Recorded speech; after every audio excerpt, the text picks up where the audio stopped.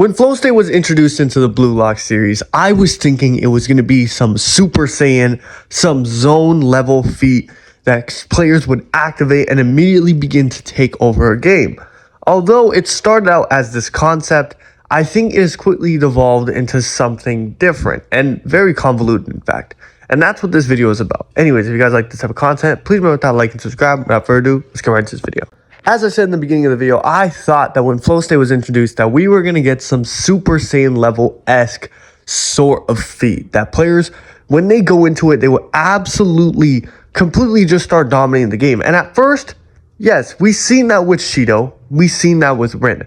That was our first two instances of what a Flow State looks like. Now, before that, we also got some instances, but we didn't exactly know that it was flow, and I'd say that it wasn't a true flow. Now, I would like to separate flow into two separate categories in this video.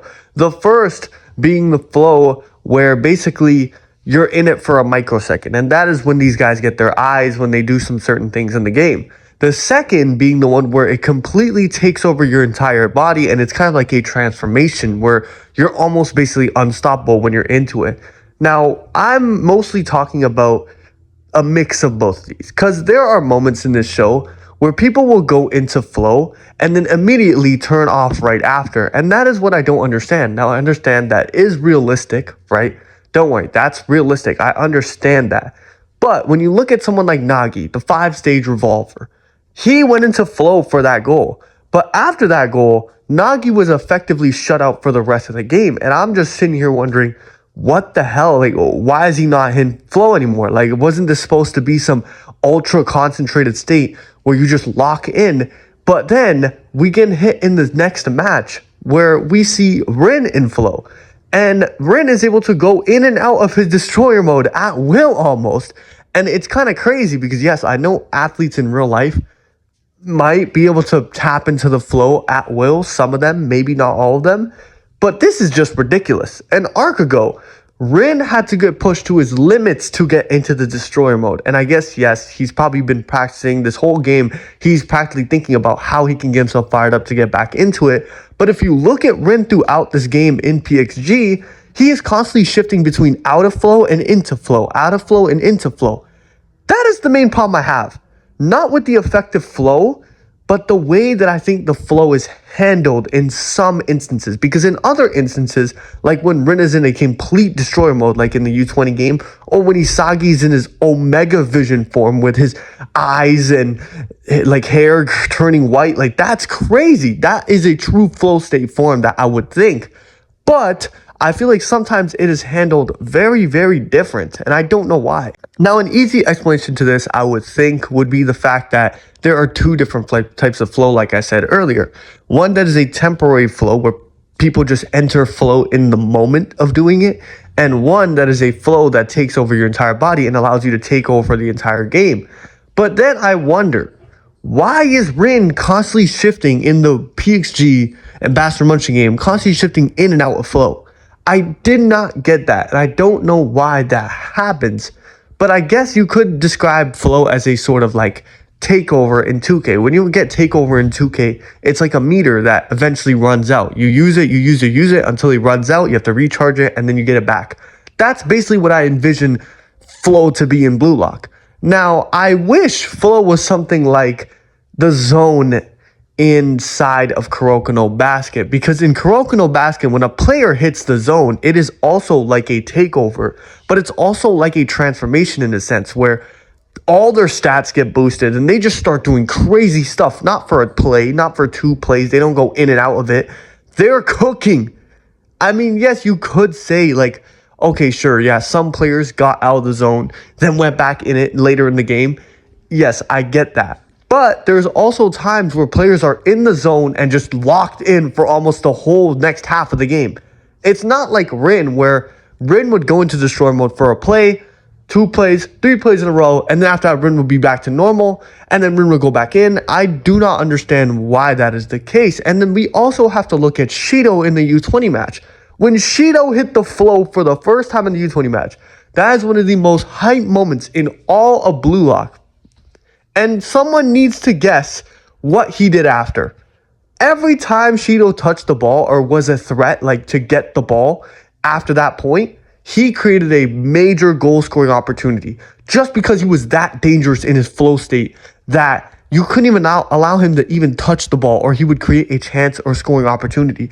That is what I envisioned and what Kaneshiro showed me to be a complete flow state. What he showed me what that was, what it's supposed to be like. And then he doubled down on it by showing us what Rin would look like in this exact state. And Rin was even crazier than Shidou. So I'm looking at it, I'm like, oh my gosh, like, this is insane. Rin is like, he got this new transformation. He goes insane. Shidou quite literally cannot be stopped whenever he has the ball at his feet. We haven't seen a lot of flows now. Of course, this could be changed, but we haven't even seen like Isagi. Isagi's constantly going in and out of flow too. Now, I know in the PXG game, Isagi is constantly, he's staying like in that flow after he hits that flow for majority of the game. I get that. I think I don't have a problem if players would stay inside the flow state. If players stay inside the flow state after they hit it, I'm not saying that there's some ways that they can't get thrown out of the flow state, like maybe lose concentration or something like that. I just don't want the flow state to be as fluctuant as it is in Blue Lock. I feel like it should be treated as a power-up, like a Bankai of sorts, When somebody hits flow, it's kind of like maybe in JJK, when somebody's landing black flashes, they start getting into the flow as well and get stronger and stronger and stronger. I feel like that should be what happens in Blue Lock as well. I don't want this to be looked at as a critique of the zone or flow state in Blue Lock. I want this to be looked at as a message for what I think they could do to improve it. Because I think in the U20 World Cup arc, we are going to be seeing a lot more flow states from a lot more characters. And I really want a lot of these flow states to be very unique. I don't want them to all boil down to the same thing where a player has said weapon. After they go into their flow state, their weapon is just a lot better. So let's say per se Kaiser gets into flow and it's like a full body flow during their game against the U20 Blue Lock. And let's say Kaiser's range is very far already for the Kaiser impact. Now he's going to be able to do the Magnus in his flow from very, very far away. So it'd be even harder to stop him. That would be very, very cool if the flow doesn't run out after he scores, like let's say a banger from way deep with the Magnus.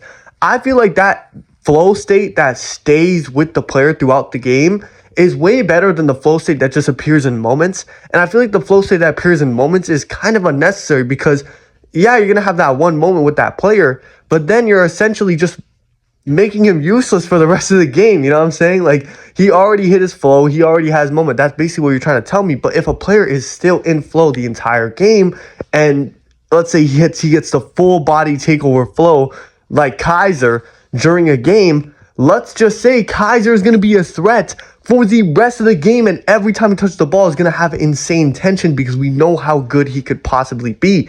I want that type of flow. I don't want the flow anymore where people are fluctuating in, fluctuating out. No, if you're going to be in flow, I want it to be like a giant power-up, and I want it to feel earned. I want it to feel earned. I don't want people to just tap into it like, oh, easy, done. No. Can we remember how Shidou got into his flow? Shidou got into flow from doing the Dragon Drive and the freaking bicycle kick from way far, if that is called the Dragon Drive. But he scored those two brilliant goals, and that's what got him into flow. Now, let's look at how Rin got into flow in the PXG game. He just tapped into it. He didn't even have to score a single goal. He just tapped into flow. I do not want that. That's another problem I have with this flow state thing, that people are just starting to tap in and out of the flow. Can we remember how hard it was for Rin, for Shidou to even enter the flow, to even get into it? Because that's how the flow works in real life. You get a rhythm first. You can't just get into the flow off of nothing. You have to be in the rhythm. You have to be already working your way up to the flow to get into the flow. You can't just jump steps from being a base player all the way to flow just because you want to go into flow. That's not how it works. That's not how it works in real life. That's not how it works in every other series. Whenever you see a power-up from any character in a sports manga, it's because they are cooking before that power-up. You know what I'm saying? They're already cooking before that power-up. So that power-up, what it does is it takes them to another level and it feels believable because they are already playing at a level that's far better than their average level. But yeah, overall, my only gripes is the bouncing in and out of flow so rapidly and just jumping from zero flow state to flow state just like that. Those are my two gripes with flow state at this current moment. But I feel like Kaneshiro is very capable of fixing these two gripes very easily. I feel like if we just treat flow as it's supposed to be treated, as this form that is reached when a player is playing amazing. You know, not playing average, not scoring maybe one tap and goal or one goal and then he's in flow all of a sudden. No, playing amazing. We need to have a player like, remember Aiku's flow. Aiku was stopping everything in that flow. The only thing he couldn't stop was another guy in flow. That's how OP he was. That's what I need to see going forward. When we play a defender, I want to see a defender defending really well before the defender hits flow. When we play an attacker like Bunny, I want to see Bunny get a major character development and start playing very well before he hits flow. You get what I mean? I want it to be a gradual build-up process, which is what made Rin and Shidou's flow feel so earned and feel so real compared to Rin's in the PXG game. You get me? But yeah, hope you guys like this video. Please remember to leave your thoughts down below in the comments. What do you think about my take here? Is my take right? Is my take wrong? Do you semi-agree? Do you semi-disagree? I like to read all your comments. But yeah, man, if you guys like this type of content, please remember to hit that like and subscribe. Without further ado, have a good day. Bye-bye.